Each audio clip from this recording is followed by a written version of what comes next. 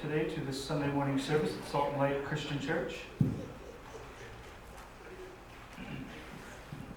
I will be continuing telling you about Dante Alighieri. So last week we talked about his early life, the beginnings of his life, and how he fought in the wars, the battles that had to do with Pope supremacy at the time. And so there was the two factions, the faction from Germany and the faction from Italy, and Dante and his family sided with the faction from Italy.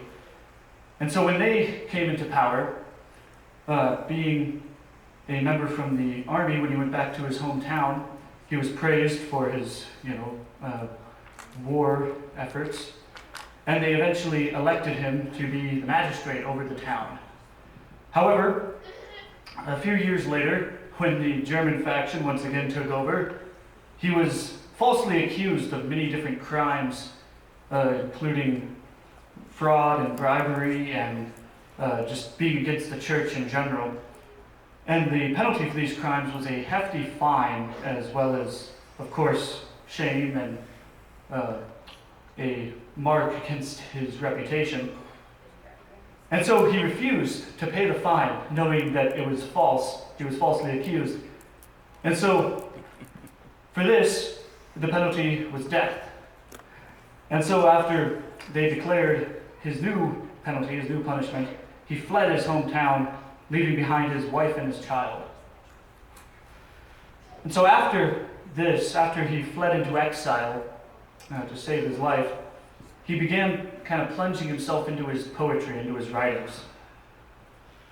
He wrote a few poems of lesser note about his life, one about a childhood friend, different experiences he had. However, his true fame as a poet came from his epic that he wrote, known as the Divine Comedy. Mind you, this poem is almost like biblical fan fiction, I've heard it described. It describes Dante's journey through the afterlife. It is split up into three different sections. The first, the Inferno, the second being, the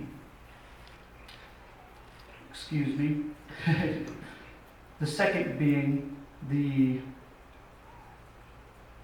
Purgatorio, and the third being Paradiso. And so the first, the Inferno, describes his journey through hell and meeting many different sinners, some famous from myth and history, and others from his own personal experience of life. And so the second part describes him going through purgatory, the Catholic belief. It's described as a mountain that he climbs and kind of has to overcome personal difficulty and get closer to God.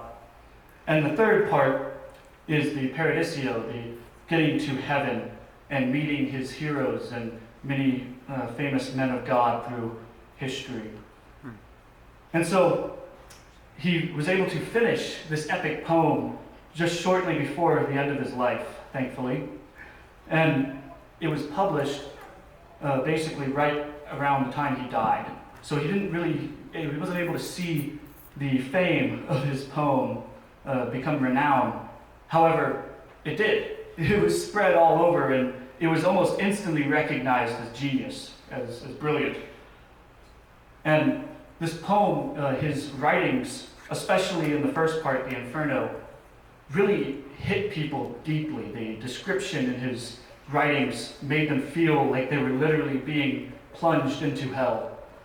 And so this kind of lit a fire under a lot of Christians at the time to pursue closeness to God and to actually understand more of him rather than the political disputes that were encapsulating the church at the time.